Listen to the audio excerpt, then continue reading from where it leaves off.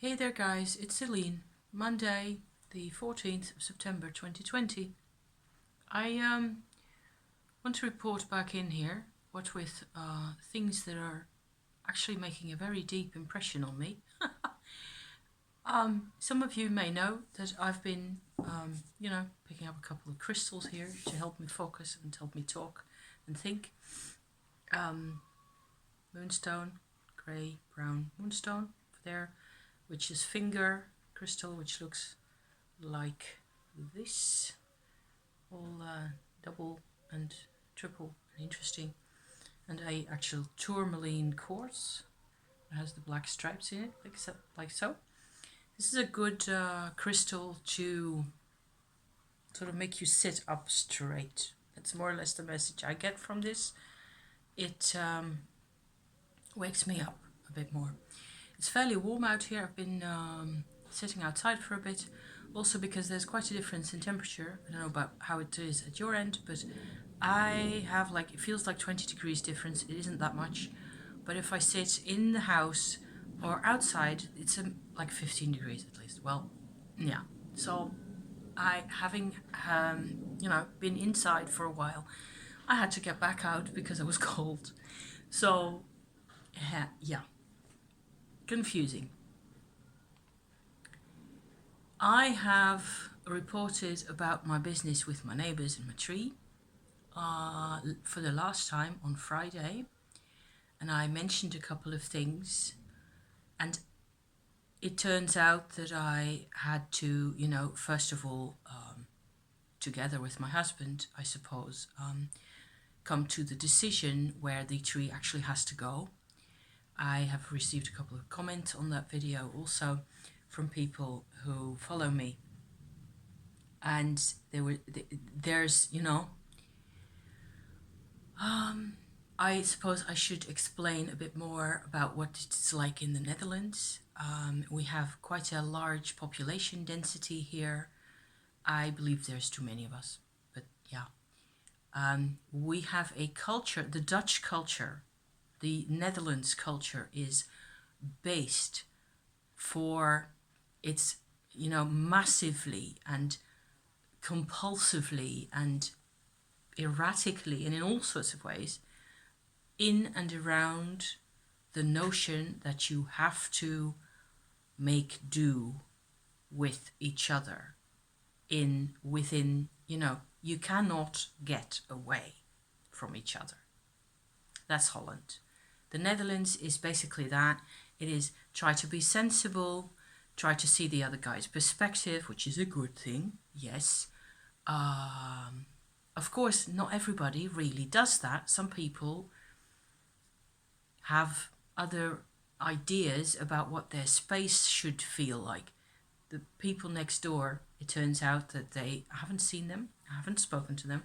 It's one of the factors that have made me very insecure in this whole business for the past, what is it, 3 and 4 months that they have actually lived there, is that you hardly ever see them. You don't see light in the house in the evenings. Normally around our square at the front of our house here, where there's a lot of similar houses, you can always see a bit of light if there's somebody home, or if they're not home, they leave lights on anyway. We have everybody has got like a sort of a set of either bushes in the front yard, which is like teeny tiny, and or curtains of some type or other, and plants on the windowsill or other stuff, so as to provide a kind of a sense of who's in there. Normally, it looks lived in. The guys on that side, they've got like a permanent, a white and grey, kind of a papery looking light screen across their front window, which is like the big window that you see from the front side of the house. Regular type little curtains everywhere else. Nothing to look at, but there's never any light in the evenings. I don't know what's going on. I don't care. I don't need to know. They don't bother me other than about the tree business. Apparently they are frantic about their own space being exactly the way they want it to be. And since my tree is raining down pigeon droppings and seeds and leaves and all that stuff onto their yard, it will just have to go. So I've decided, because I have 2 trees there, I have a maple tree and like a couple of sticks of a fig tree that is sticking out from the side. I have decided to not uproot the whole thing because I want to keep my fig. I want to be able to have a place in the shade in the summer, most definitely. So I've decided to ask the people that are coming, they're actually coming tomorrow, to have a look at the situation and decide with me how exactly they're going to go about this and how much it's going to cost and all that, because money, money, money. Anyway, I've decided that I will have the maple cut down, and thank God it's not an oak tree, because I love me an oak tree, you know, and chestnuts, those are, and linden trees, you know. There's a couple of trees that I actually care more about. It's ridiculous, it doesn't make any sense, but this is a type of tree that I am, I mean, it's gonna mean a whole lot more sunshine in the house, especially in the winter time. I will have like a blaze of light in the in this whole living room kitchen situation here during the winter, whenever the sun's actually out, because the sun goes behind the tree in from I don't know, from the equinox on, I suppose, that whole winter part of the year, for at least 3 to 4 hours, I think, during the sort of morning-ish part of the day. It will be a lot less dark. There's, you know, pluses and minuses to that, and there's, I don't like cutting down trees. It wouldn't have happened if I had had any say in it, but there has been a benefit. And the benefit is that I actually am, by now, Monday, this was Friday, okay, Friday I was still anxious. I was still upset and sad and angry and anxious. All, and you know, it was a roller coaster of emotions that was churning inside me all the time, and it was less bad than it used to be. But it's been a whole lengthy journey getting me to own my own life, you know, finally. As I sit here, I can report to you that I have succeeded by my own set of methods, and it was a set, it's not just one thing that saved the day, you know, but I've succeeded in gaining control over what is, I suppose, a kind of a sense of inner stability of some sort, because the anxiety has more or less gone from the mix. It doesn't mean I can still feel apprehensive. It's not like I'm fearless all of a sudden, but I have plenty courage.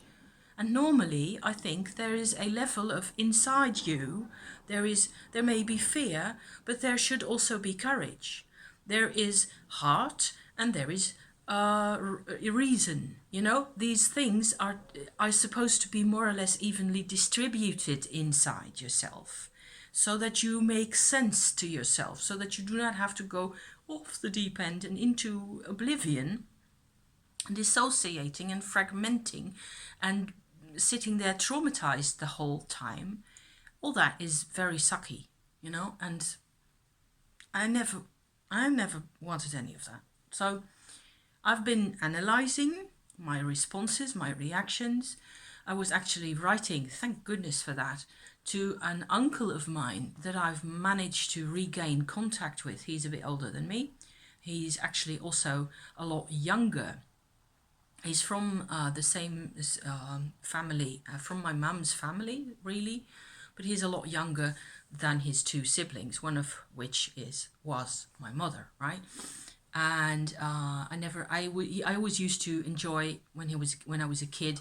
He was like 16 years old or so. He's about, let me think. Can I have met him at 16?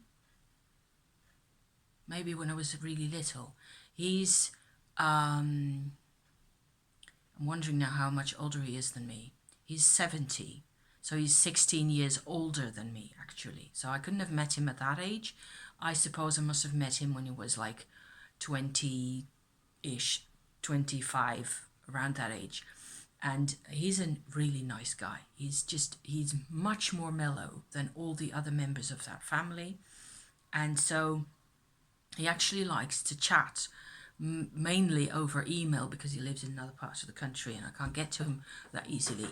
But he's been a massive help just by letting me talk and listening and contributing his, he's taken the time to write a yay long email in response to the whole tree cutting business and the neighbours and all that, just to give me the benefit of his experience, having been through this kind of stupid with people just the same. And it turns out it is very common, which is not surprising if I describe to you the Netherlands as a country where everybody is packed really tightly together and you have to get along. You have to get along no matter what. You have to, make it work, shut up, don't have too big ideals, because if it doesn't work, you're screwed. So he knows all about that. He's lived in the same place for as long as I can remember, most of my life, I think, with his wife and earlier also with 2 kids. They're out of the house now. And so he's a very normal kind of guy.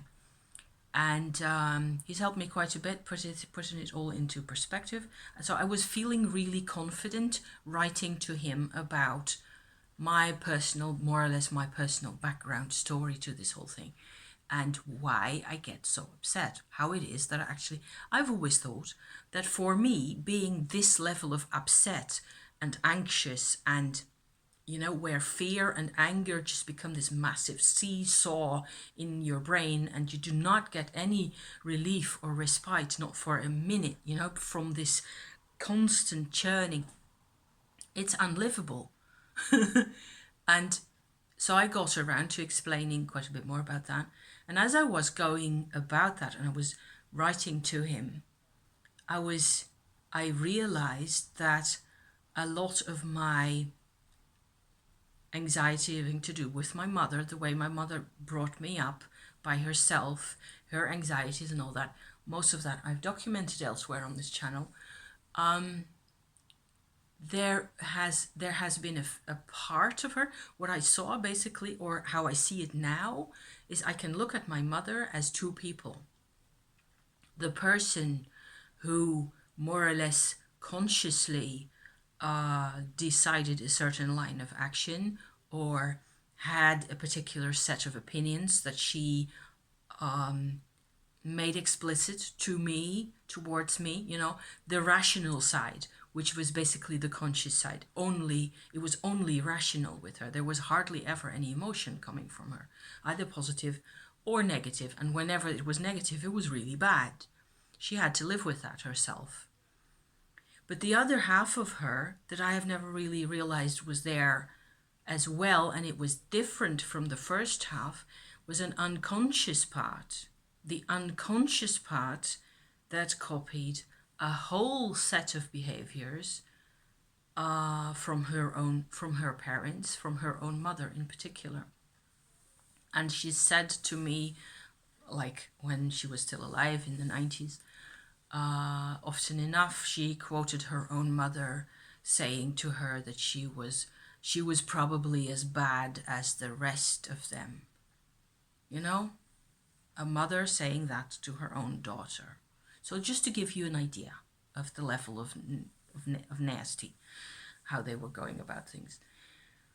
I remembered that. I remember a couple of things that my mother has, told me about her. Thank goodness she actually did that. I had never realized that my grandma was, and of course she wasn't a causality. She wasn't the cause or the origin of the problem. Neither. She did the things she did because of the context that she grew up in. It goes back into the history, into the darkness of time, this kind of pattern. And the pattern has everything to do with completely distrusting females. Females not trusting females. For me, especially since I am a Leo, the fact that I wasn't trusted subconsciously by this subconscious half of my mother has had a disintegrating effect on my psyche. And because I felt so disintegrated, I was incapable of facing fear, bringing up courage, and, you know, making a result out of this, progressing out of the state. I was caught up in a constant treadmill of panic, more or less, whenever I was being challenged around issues of accountability and responsibility. Whenever people told me about something that it was all my fault, I was being massively triggered back to my mother's time when she was still around. But my mother never meant for this to happen. It happened through her. And I'm absolving her, if you like, of the responsibility. Yes, I am. I think I'm actually absolving her completely of the accountability for this situation, because I don't think she could help it.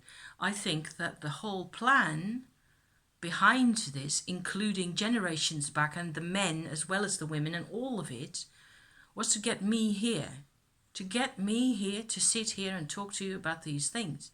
And to, if possible, share and show that if they start young enough, if the circus starts young enough for you, when you are small enough, distrusting you, mistrusting you, blaming you, holding you accountable, and at the same time determining that you are not a sovereign being, denying you your own integrity, so that you cannot do anything right. Like you cannot take steps and then look what the steps have done and then move on from there. I was just like her. She was just like her mum, and her mum was just like that. Back in, I think it goes back an age and a half. And the more I realized that I am the same as my foremothers, the better I understand them. They had the same trouble that I have had, except because I live now. I was born in 1966, so in hippie times, and I've had all this expansion happening to me. I have traveled, I have, interacted with all sorts of different people. I have not had to have children myself, binding me to these duties, looking after the kids. And I have had the freedom in my relationship. There's lots of freedoms that I've had that have allowed me to finally realize that if you doubt my integrity as a person, you actually, for me, if I look at myself the way I was at 4 years old, you doubt my identity. Integrity, identity is kind of the same thing. You make me feel like I don't exist. This is how important my integrity is to me, which is like, wow. So yeah, so I was kind of almost willing to sell my integrity. I was willing to sell my identity, whatever that means at that stage, for the love of my mother. And it didn't work. It wasn't happening because it made no difference. Nothing you ever did made any difference. I hope this makes sense to somebody out there. As always, because it's not easy. But the miraculous thing is that as I realized that there was this automated mechanism going on in the way my mother treated me, the way my mother behaved towards me, depending on me for all sorts of things, and then never getting what she needed because I couldn't give it, certainly couldn't, auto-destructing herself into sickness more and more all my life. She lived to be, I think, 60, 61, 62 years of age. All that time, it was like a very flat downward spiral.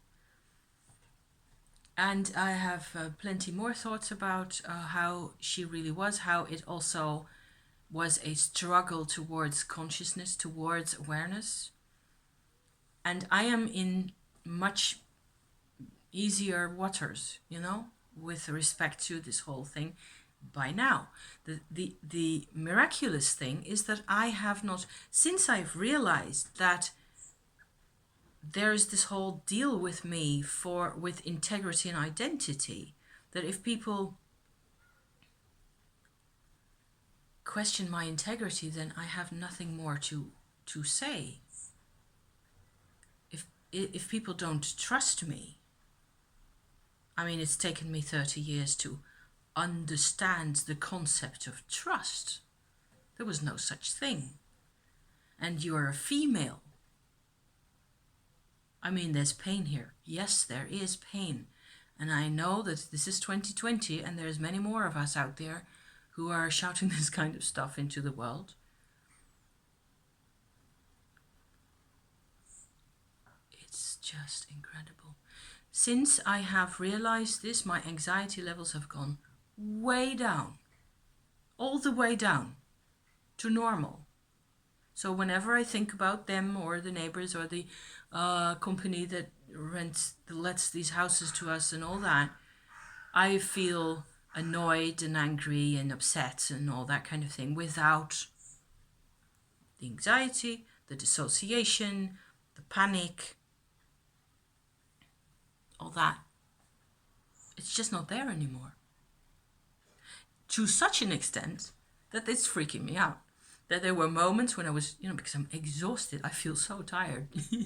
What with everything else, Why am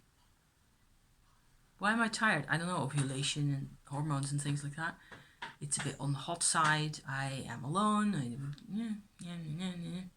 Matter. I'm not even that tired. It's just, I have to be doing what I'm supposed to be doing each time. I have plenty energy for the things that I'm supposed to be doing. That's a magic trick that I discovered a while ago, where I can, feel completely exhausted and I don't want to do blah, etc. And then it turns out that I can do plenty if I choose the right path, okay? Talk about being, doing your own thing in your own way. Wow.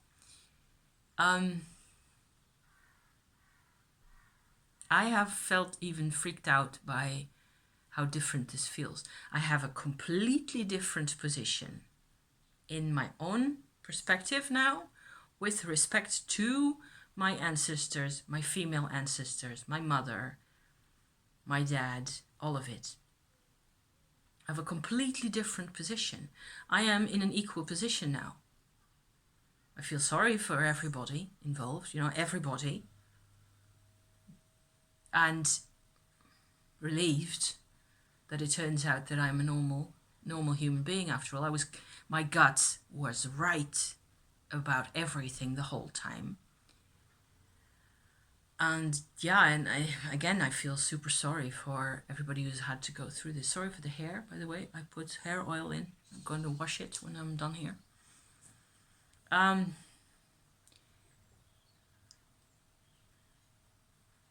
More color.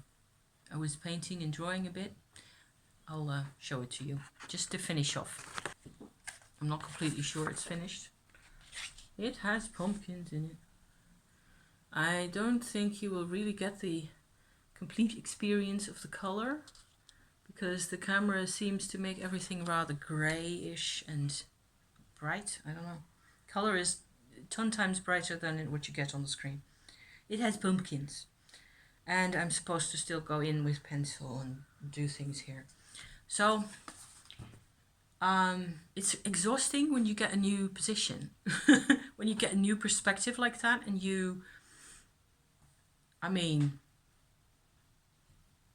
I suppose I'm it's a bit like where I also detect some of my mother's response in that. Like, finally, now you tell me that I am a human being and that I am okay, that haven't got a care in the world. Now you tell me? After all this? So I'm still a bit angry, yeah. Still a bit upset about how stupid all this can get. Then again, I have learned a lot, and it's like I said before, I didn't know my grandmother personally because she passed away before I was born. I knew my grandfather, her husband, my mother's dad, actually only a bit, because I didn't really get to know people. Because if you deny me my integrity and you deny me my identity, I still think that all this has a lot more of a vibrational content, and that actually what we have experienced, what I have experienced, people around me, with me have experienced in terms of emotion and relationships and capabilities and communication and all that stuff, that it actually represents, yes, a vibrational truth. I have to believe that, because if I hadn't gone through this, I would never have gotten around. If I'd had a normal identification happen to me, if I'd grown up normal, there would have been a normal kind of an identification, because that's the result. You identify based on trust. You identify inside yourself. You find a form that fits with who you are on the inside in terms of vibration, that is. I suppose you could say on top, as according the specs of your birth chart, your birth horoscope. And then as those parts of you get validated and you're comfortable growing up, more or less, your identity is then supported the whole time. And that's what you believe in. Solid. It's massive. It's like as solid as quartz crystal inside you. It is your identity.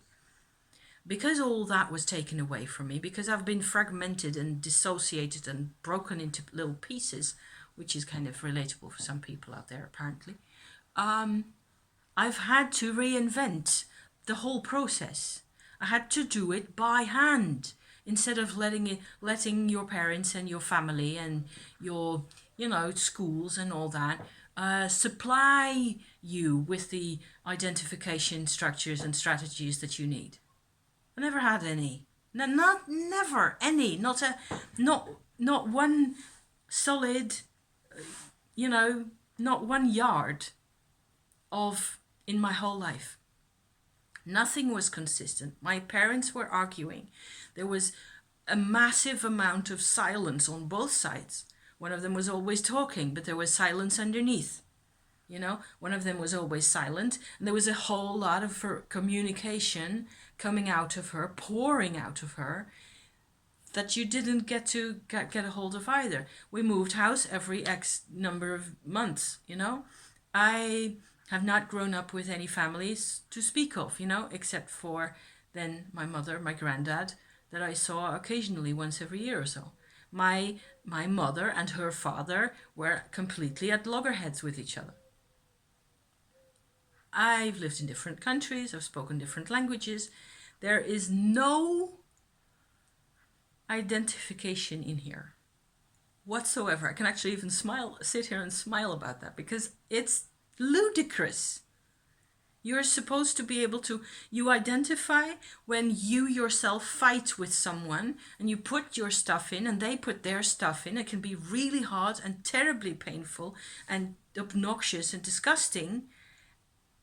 But you identify then with the struggle in one form or another. At least that's what I think. If you disagree with me, let me know. Please, give me, what you've got. Because I think it's a really worthwhile discussion to be having. Flies. Flies on my hair, because it's greasy. Well, there are flies on me anyway. There are on me flies. It makes me laugh. the level of distraction with an A, like that one, you know? Distractedness.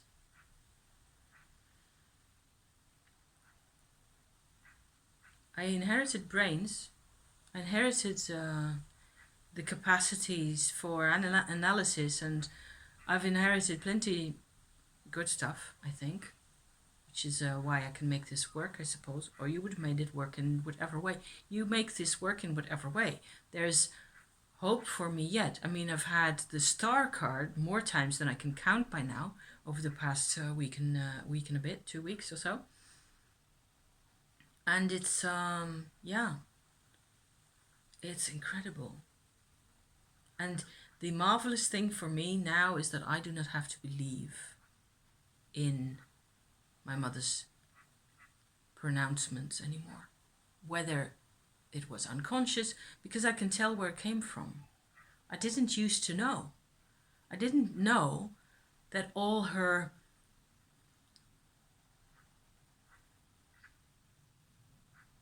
that it was simply copied from her mother. How stupid of me to not realize that, because she told me often enough.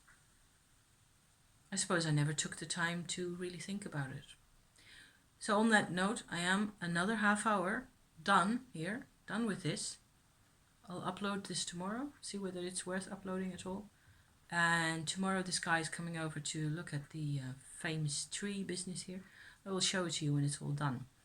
And I'm hoping the tree won't, start sprouting again. We'll have to see about preventing that, because I can't have it. It's just not going to happen.